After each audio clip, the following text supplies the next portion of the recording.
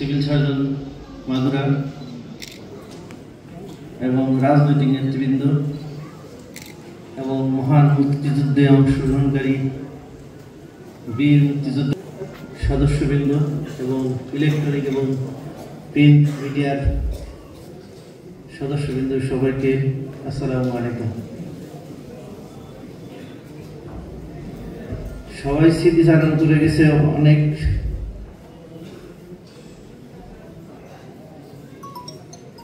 তাদের হৃদয় থেকে, যেটা আসলে আমাদের লালন করা দরকার।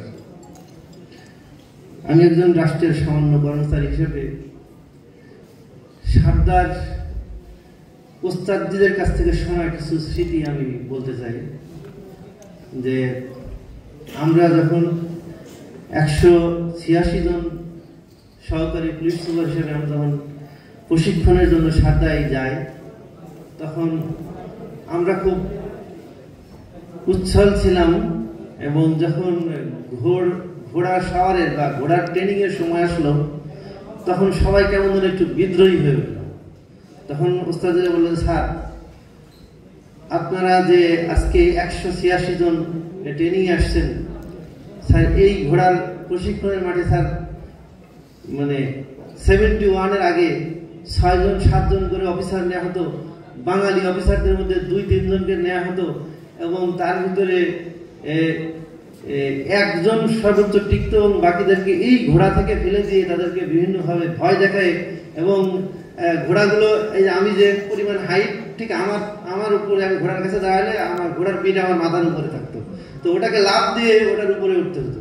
তো ওই দিন সবাই আগের সময় আমরা শুনেছি এবং আমাদের ব্যাচমেটরাও তারা মান্যত করতো যে আজকে যেন ঘোড়া থেকে পড়ে না যায়। এবং ওই দিন আমরা খাওয়া দাওয়া কম করতাম এবং একদম নিতান্তই কম খাইতাম, যেটা না খেলেই নয়, যে একদম প্রত্যেক অফিসারের গলা শুকিয়ে যেত যে আজকে ঘোড়ায় চড়তে হবে।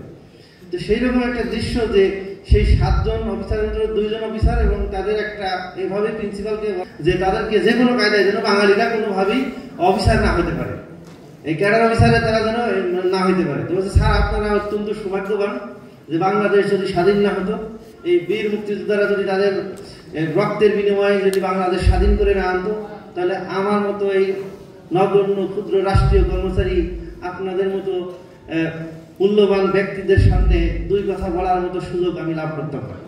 আমরা সবাই বাংলাদেশকে লালন করি।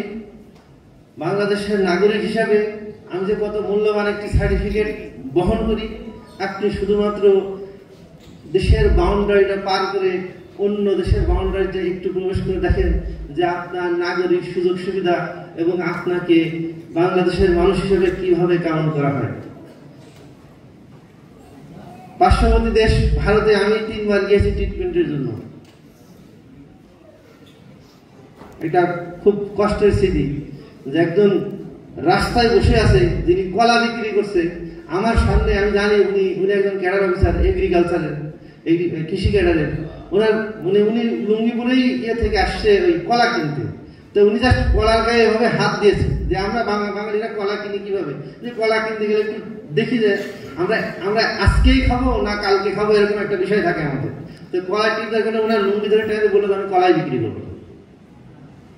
তো উনি এত অপমানিত, আমি শুধু ওনাকে দেখলাম। আমি হোটেলে খাবার কিনতে গেছি এবং আমাকে বললো আগে পেমেন্ট করতে হবে।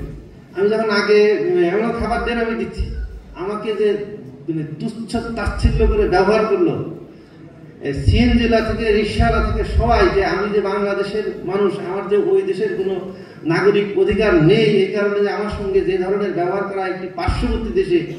আর অন্যান্য দেশে যারা ইতালিতে গিয়েছেন, ভিসা ছাড়া যারা গিয়েছেন, কোনো রকম কাগজপত্র